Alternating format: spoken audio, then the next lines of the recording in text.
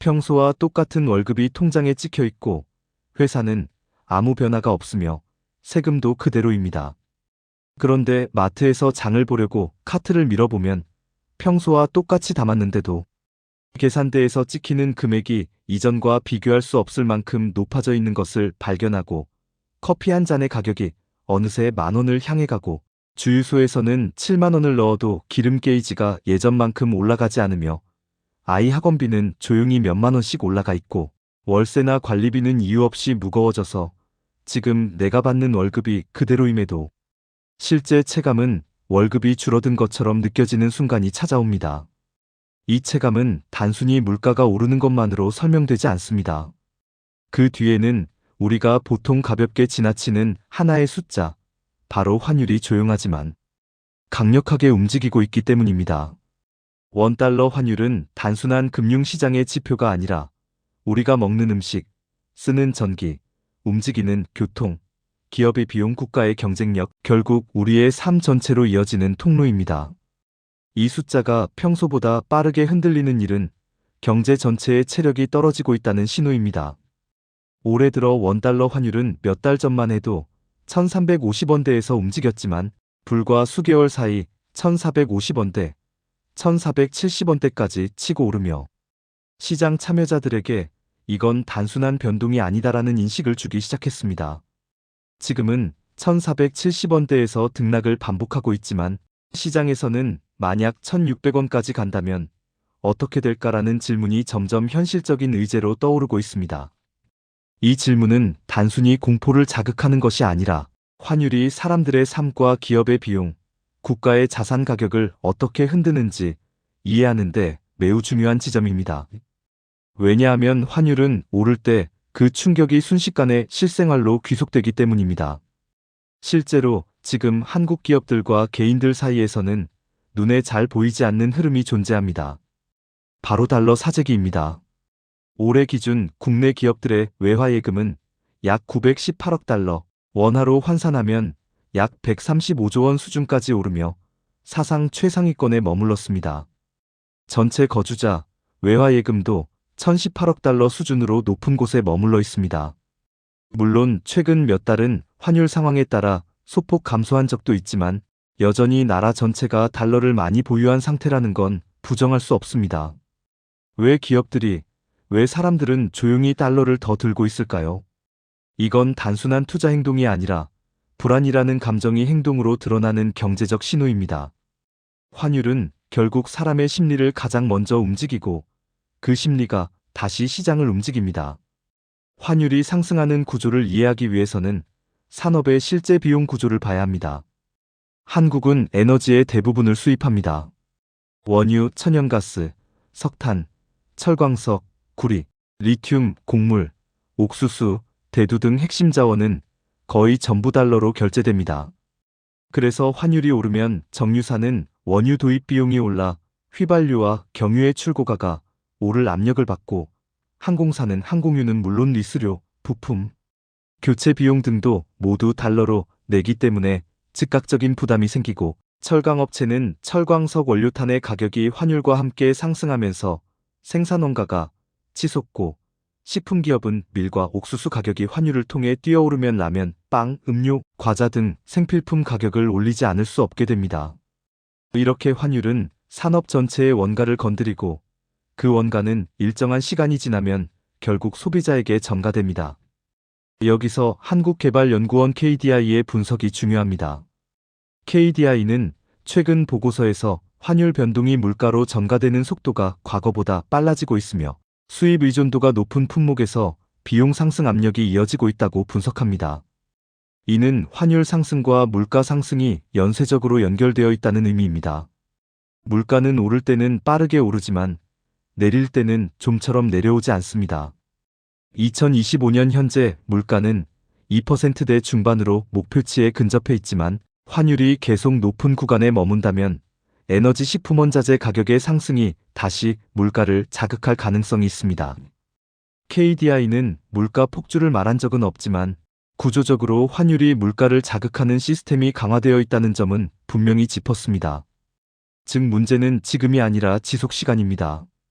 국민연금의 상황도 중요합니다. 국민연금은 한국에서 가장 큰 투자기관이며 해외 자산 비중을 50% 넘게 유지하고 있고 앞으로 60%까지 확대할 계획을 가지고 있습니다. 문제는 환율이 불안하면 환해지를 늘려야 하는데 환해지를 늘리면 수익률이 떨어진다는 점입니다. 그래서 최근 국민연금, 한국은행, 정부는 FX 스왑 한도를 확대하며 시장 변동성에 대비하고 있습니다. 이것은 직접적으로 원화 변동성이 커졌다는 것을 인정하는 제도적 대응이기도 합니다. 국민연금은 원화를 무조건 믿는 기관이 아닙니다. 원화가 흔들리면 과감히 해외 비중을 늘리고 필요하면 환해지 전략을 조정합니다. 그만큼 지금 시장의 불안정성이 심상치 않다는 의미입니다. 그럼에도 많은 사람들은 말합니다. 지금은 IMF가 아니다. 맞습니다. 우리는 IMF 시절 같은 외환 보유액 바닥 상황이 아닙니다. 은행 시스템도 훨씬 안정적이고 대기업의 경쟁력도 비교하기 어려울 만큼 달라졌습니다. 그러나 중요한 건 위기의 형태가 달라진 것입니다. IMF는 단번에 터지는 폭발형 위기였습니다. 지금은 그런 방식이 아닙니다. 지금의 위기는 아주 서서히, 그러나 구조적으로 진행되는 잠식형 위기입니다. 사람들은 근본적인 위험이 서서히 다가오는 방식에는 둔감합니다.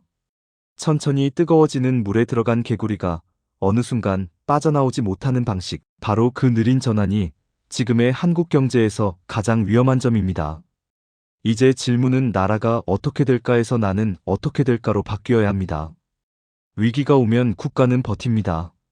그러나 개인은 다릅니다. 개인의 삶은 훨씬 취약합니다. 그래서 생존 전략이 필요합니다. 그렇다면 환율이 높은 상태가 오래간다는 전제하에 개인은 무엇을 해야 하는가? 이제부터 그 7가지 전략을 하나하나 아주 쉽게, 아주 구체적으로 다시 풀어 설명해 드리겠습니다. 오늘 설명드리는 내용은 단순한 팁이 아닙니다. 여러분의 지출 구조, 자산 구조, 심리 구조를 바꿔야 하는 이야기입니다. 위기에서 살아남는 방법은 언제나 심리 행동 구조의 순서로 만들어지기 때문입니다. 첫째, 공포에서 하는 환율 몰빵 매수는 절대 금지입니다. 환율은 공포가 가장 클 때 고점이 형성되고 그때 달러를 사면 되돌림 국면에서 바로 손실을 봅니다.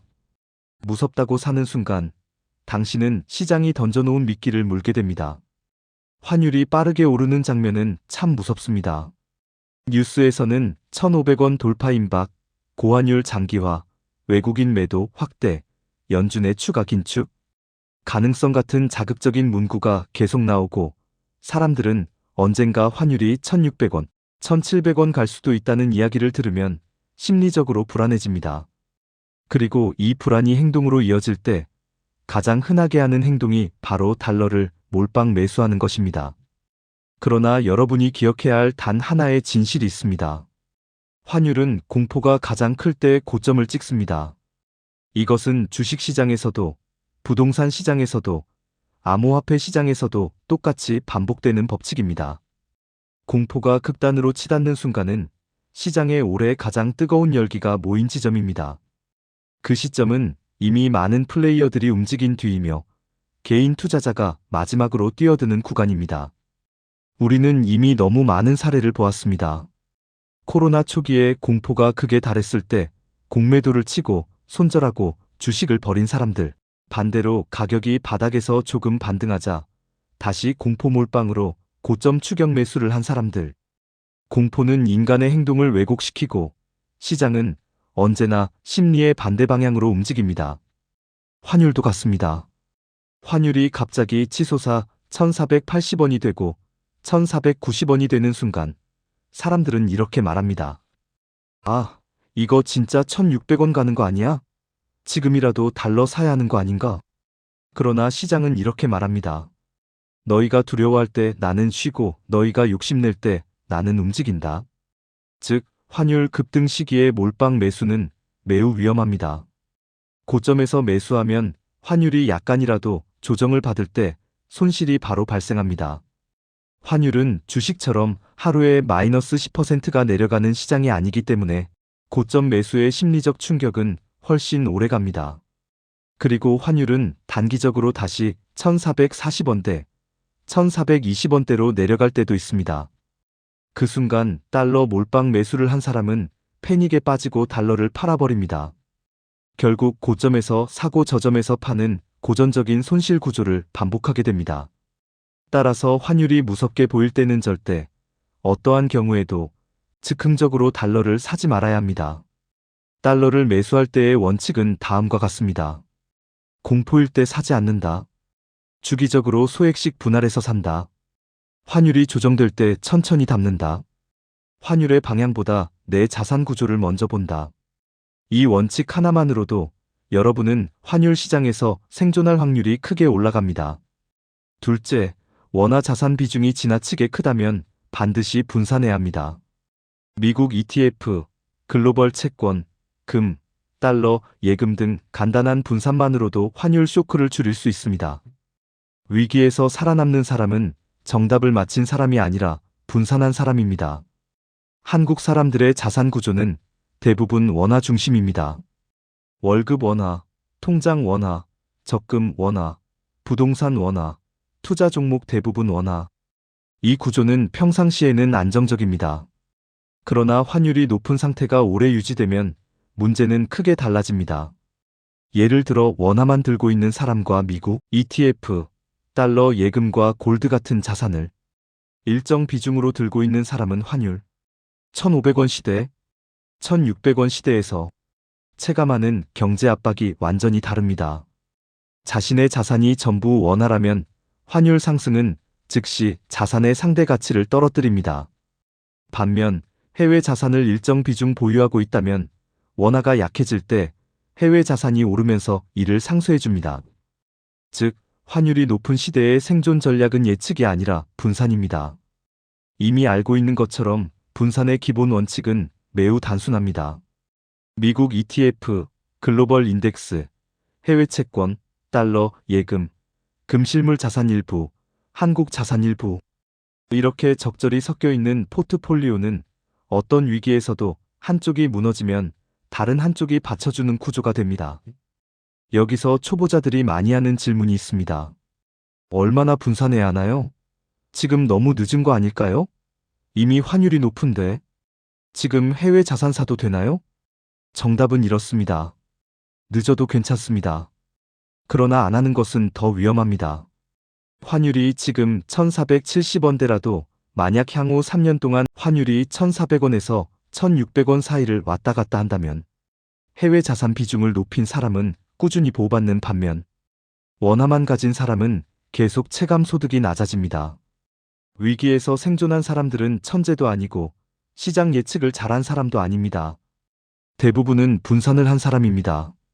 셋째, 변동금리 대출을 가진 사람은 금리가 다시 올라갈 가능성을 염두에 둬야 합니다. 환율이 불안해지면 한국은행은 금리를 쉽게 내릴 수 없고 필요하면 금리를 올려 외국 자본을 잡아야 하는 상황도 올 수 있습니다. 환율이 흔들릴 때 금리는 절대로 마음대로 움직이지 않습니다.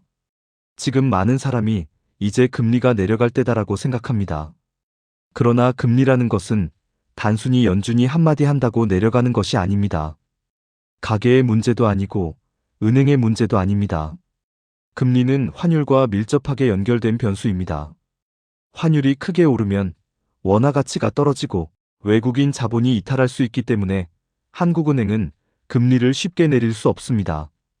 그리고 필요하다면 금리를 오히려 올려서라도 환율을 잡아야 하는 상황이 올 수 있습니다. 따라서 변동금리 대출을 가진 사람은 지금 상환 계획을 다시 짜야 합니다.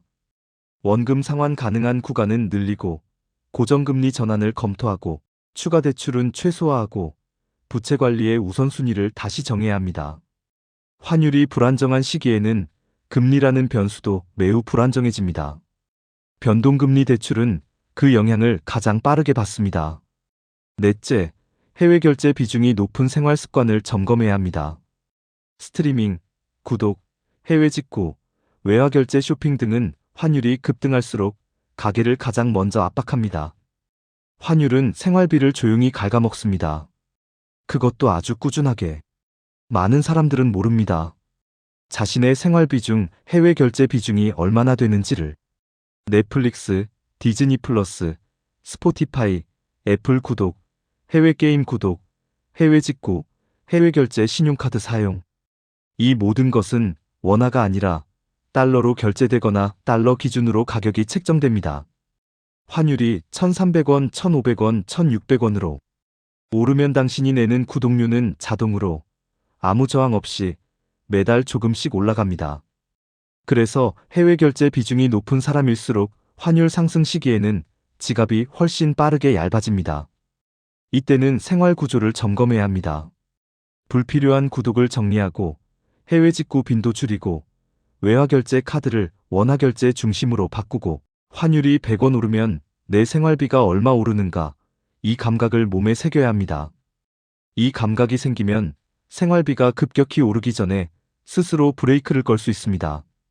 다섯째, 산업별 환율 민감도를 이해해야 합니다. 수출 기업은 환율 상승의 일정 부분 수혜를, 수입 기업은 치명적인 부담을 받습니다. 어떤 산업이 환율에 강하고 어떤 산업이 취약한지 알면 미래가 보입니다. 환율이 높은 시대는 수출 기업과 수입 기업의 희비가 극명하게 갈리는 시대입니다.